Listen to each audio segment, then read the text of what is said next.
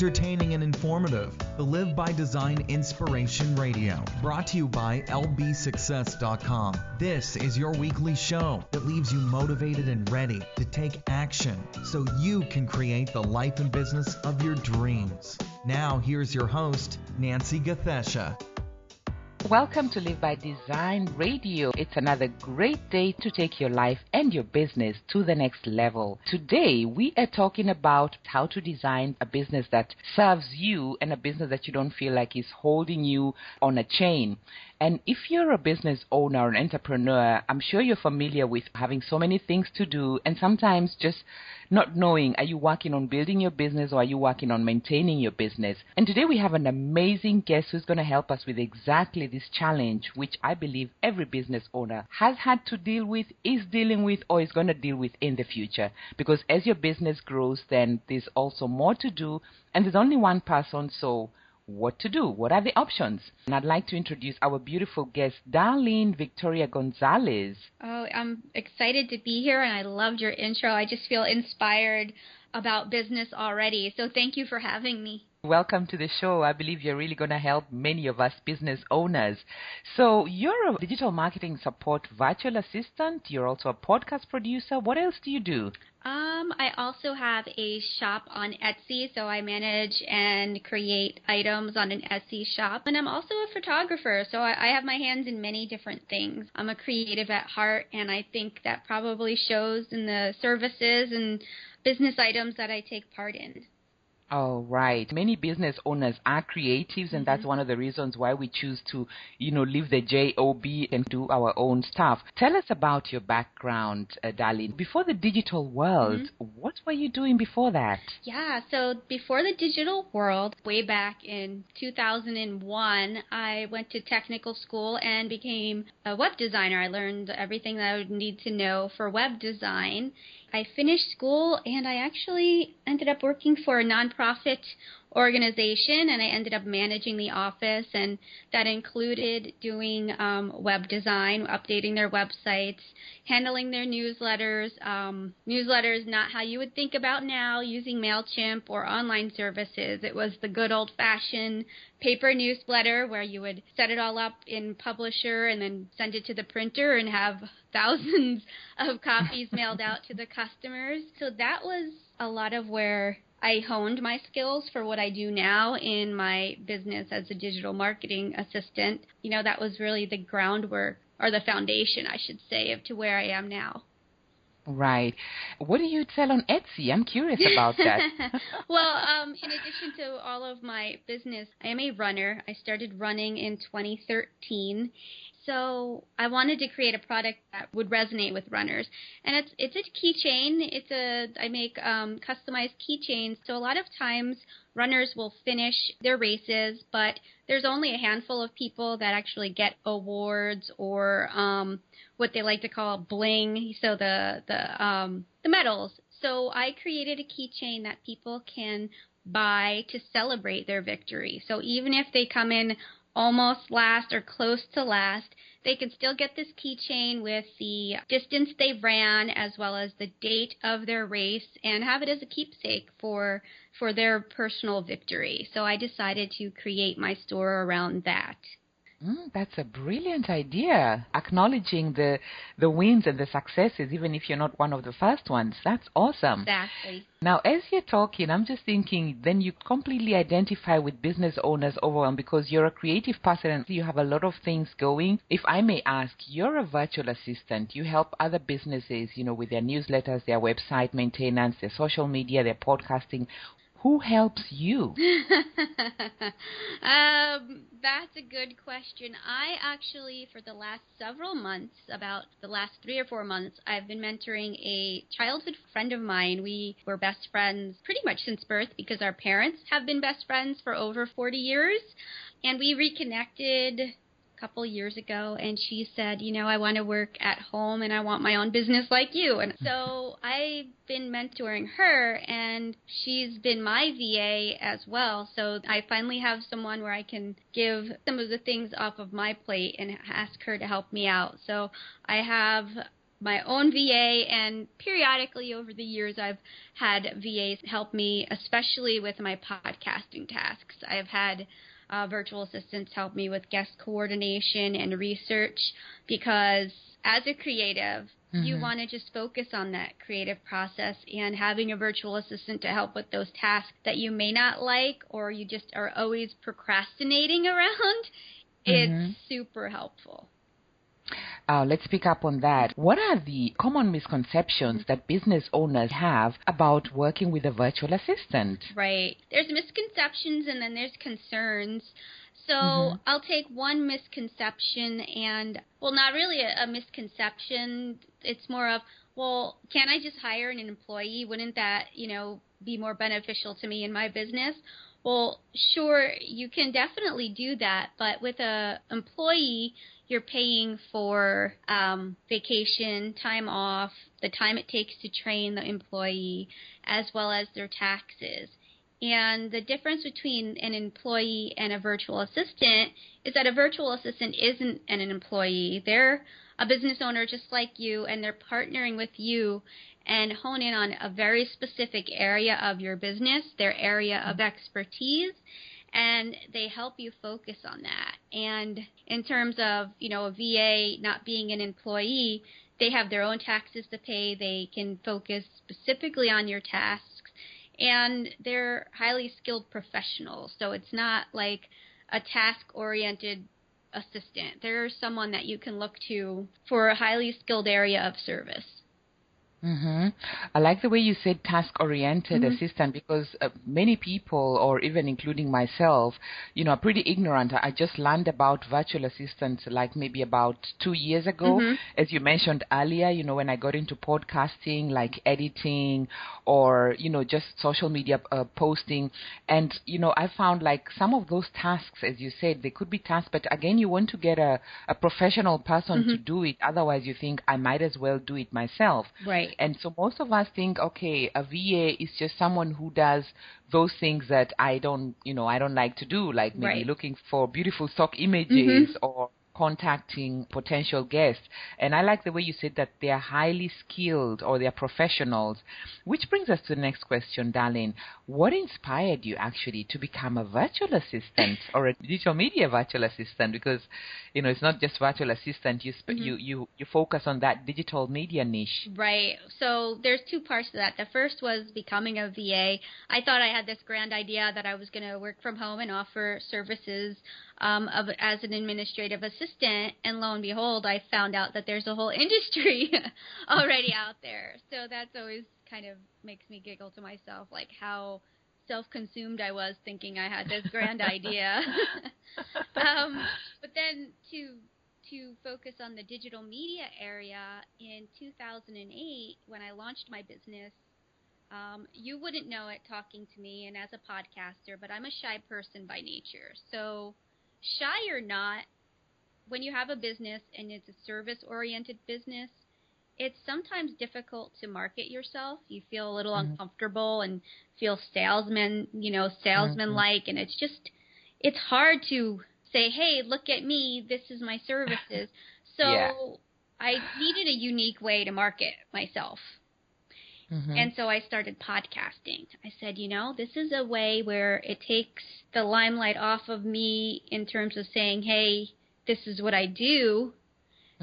Instead, it shows people, and they also get to hear me, get to know me, and form that connection. And so because I started learning podcasting a couple years after I had over 100 episodes, I said, you know what? This is something I really enjoy, and so I relaunched and refocused my business on the digital media marketing support area.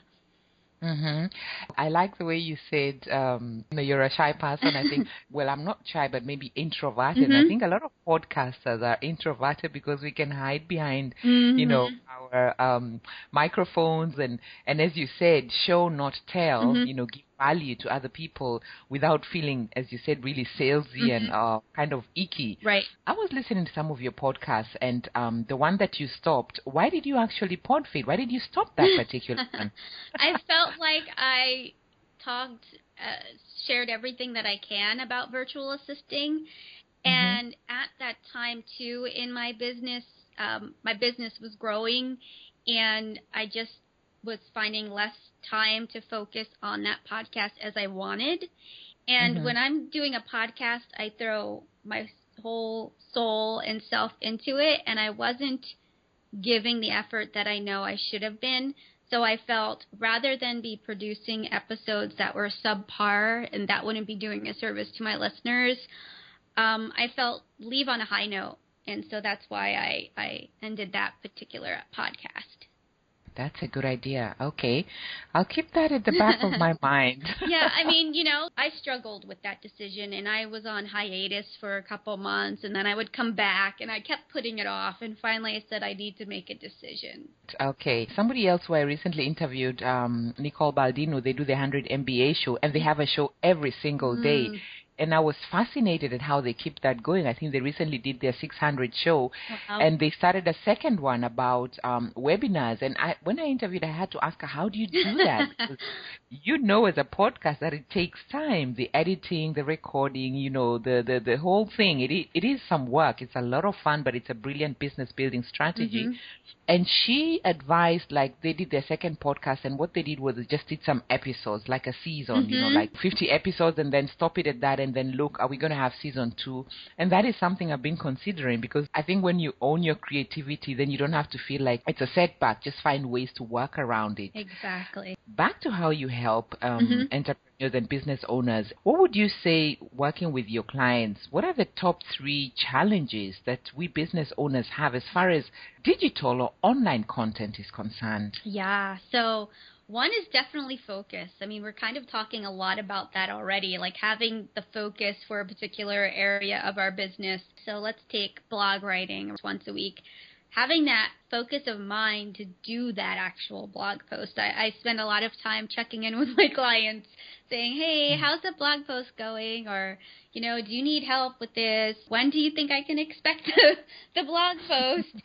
So because they're focusing on so many other things in their business that the blog post kind of falls off the radar for a little bit. So focus is one. Time. So that's an excuse in a way, because they don't have the focus, but then they say, oh, well, I don't have enough time. But one of my suggestions is, we all have that time of day where we excel. And I'm a morning person. So if I know I have a blog post to write for a particular week, I'll pick a specific morning of the week and say, this is the morning I'm writing that blog post. Because I know I'm focused at that time of the day, I get it done. So knowing yourself and knowing when you produce, just knock it right out. Say, okay, I'm sitting down at this time of day, even if it's 3 a.m. If you're like a night bird, just sit down and, do that task and get it done. And then the final one is ideas. I don't know what my next podcast episode would be, or they might say, I don't know what I should have in my newsletter this month. And my thought process is always, if you don't know, keep it simple. Because I think a lot of times business owners think a newsletter specifically needs to be loaded with a lot of content. And people don't have time for long-winded emails and newsletters, even blog posts. Exactly. So that's what I always stress. I say, if you don't have an idea, you don't need many ideas. Just pick one and go with it. So if I understood you correctly, you said focus was one of the challenges that we have as business owners, and then there was the time and the ideas. I think the only one I have is the time, and which you said is an excuse, because I'm never short of ideas. Actually, that is my challenge. So how do you help then as a business owner? How would I benefit from working with you? Right. So, I mean, if we're taking for those examples or just in general? Like those examples, since you say there are 3, and I think most business owners struggle with those 3. Right. So in terms of the focus, let's say you're a business owner and you're working solo, and things kind of like they fall off your radar. Well, if you partner with a virtual assistant and you say, hey, I know that I have a problem focusing on getting my online content out from week to week. Can you hold me accountable? Having that accountability partner, especially someone that you're paying, that will help you. Some of my clients, I feel like I'm annoying them, but I'm actually just holding them accountable for doing what they set out to do for their marketing plan. So you're also a coach, because that In a is also sense, yeah. I think you can add that, Darlene, to what you do, because that is also what a coach does. They don't do the stuff for you. Like earlier on you mentioned, you'll get to them and say, how's the blog post coming? So if I understood correctly, you don't actually write the blog Right, post correct. for them. You prod them to get it written so that you help them maybe disseminate it or schedule it. And that sounds like a business coaching as well. Yes. Okay, so you would then, if I came to you, then you would hold me accountable. Like I'd say, I intend to post on social media 10 times this week, and you would come back to me and say, okay, how many times did I post? Right. Okay, I would be all that right. little person on your shoulder saying, hey, did you get this Okay. done yet? And the fact that you mentioned, especially if you're paying them, then it's an extra incentive to get things done, Right, right. Okay, that's one of the beauties of hiring a coach. It's not just, somebody who's going to tell you what to do. You're actually investing in yourself. Exactly. And we all need that little, maybe inspiration or kind of prod. And sometimes we're just not sure, where do I start? And talking to a coach or working with a coach, they can help you kind of see the trees in the midst of the forest. Absolutely. Okay. Great. Darlene, what would you say, for example, if I came to you and said, I'm considering hiring a virtual assistant, what are 2 tips you would give me? Where do I find one, and how do I know a good one? Right. Those 2 questions. Yeah. Right. So the first piece of advice that I always tell people is, if you're considering a virtual assistant, first sit down and make a list of all the items that you need help with. And then go through that list again and decide which ones you feel good about letting control go of a little bit, because as business owners, letting go is difficult. So that's the first thing. So decide what you need help with, and then decide which items you would like to let go of. And then as you work with the virtual assistant that you decide to work with, that trust will grow, and then you can unleash more and more. Then the second step is, once you have a list and kind of have an idea of who you like to work with, the kind of personality type. So are you an outgoing and humorous person? Well, you probably would want to work with an outgoing and humorous person versus someone that is quiet and maybe more reserved. So think about the kind of person that you want to work with. Then you would create what is called a request for proposal. So basically it's like a job description, but since we're talking about virtual assisting and not employee, it's basically you're just saying what you need help with and the kind of skills of the virtual assistant that you're looking for. You submit that. There's various websites you can submit this to. Then you'll get loads of responses, and seriously, you'll get loads of responses from virtual. So that's one more thing that I have to deal with as a business owner. Yeah, it's overwhelming. Boy. I've had people that have, I've responded to their RFPs, and they say, oh my God, my inbox. But if there's one that just jumps out at you, an email from someone that jumps out at you, that's the one that you want to call and have a phone consultation with. And there might be a few, and that's fine. And you'll know it. When you speak to the virtual assistant on the phone, you'll have that connection. You'll have that spark. I always look for a spark. Okay. If there's not a spark between myself and the person I'm chatting with, I know that we might not be a good fit. And it's kind of like podcasting, like how you and I are having this conversation now, and it's back and forth, and we're having fun. But if, sometimes you might get a guest that's not as connected to you. Yeah. And so once you find someone that clicks and they meet your needs, then that's the VA you would go with and work with. Okay, those are helpful tips. Let's talk about something you mentioned that got me chuckling, and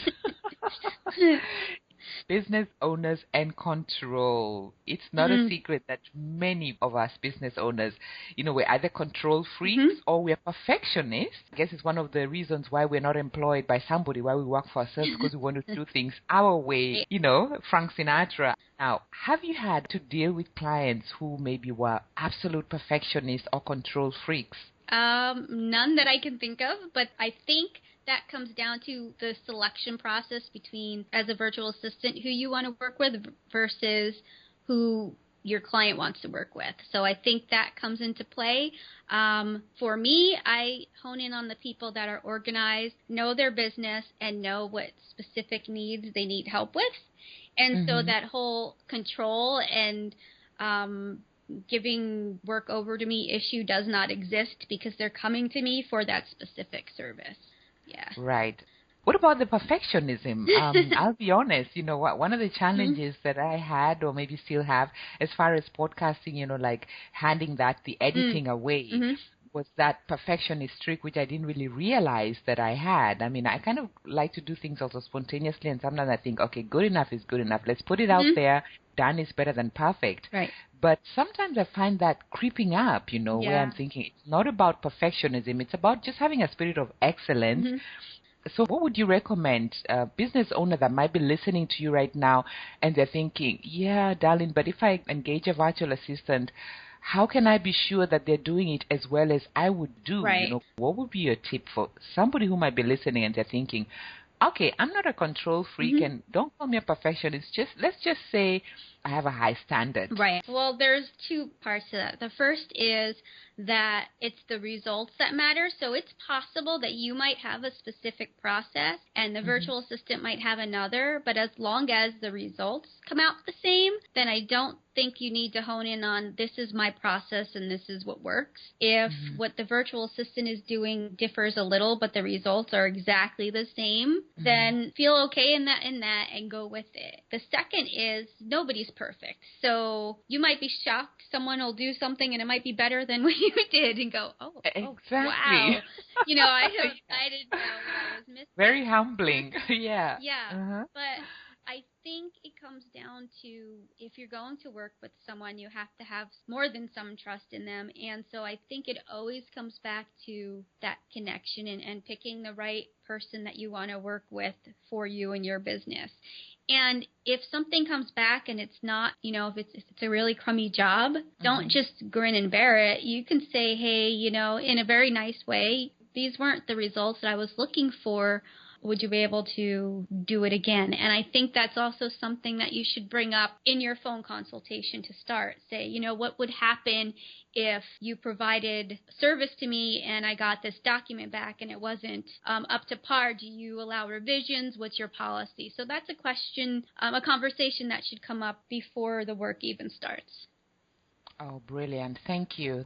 As we're coming to the end of this call, Darlene, and I could go on. I know. So many interesting insights, and I know that many business owners that are listening they're thinking of how to, take their business to the next level. You want to be working on growing your business and not just, trying to do everything. We normally have something in the show that we call the EAT steps, and EAT simply stands for inspiration plus some action results in transformation. So what I'm going to ask you is, based on your own challenges as a business owner, first of all, because you're a business owner and you do a couple of things as far as working with a VA is concerned, what can a business owner do today that frees them up to take their business to the next level? Well, the first thing is to make that commitment and say, yes, I need help, and I need help in this particular way. So step one is admitting the problem.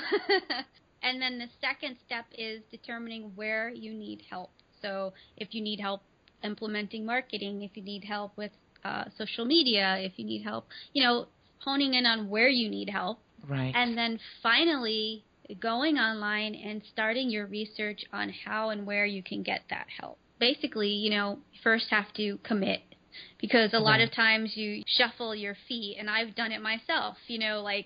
I recently let go of my editing of my audio for my one podcast, and that was a hard decision. It's like giving your baby away. It totally was. Was. But, once I decided this is what I need to do, and then I said, well, these are the things that I need help with in that area. And then I looked online to determine who can help me with that. Beautiful tips. Because as you said, first of all, admitting and just use the example of giving the baby away. And as I said that, in my heart, I thought, even babies do grow up. Parents sometimes try and keep their children.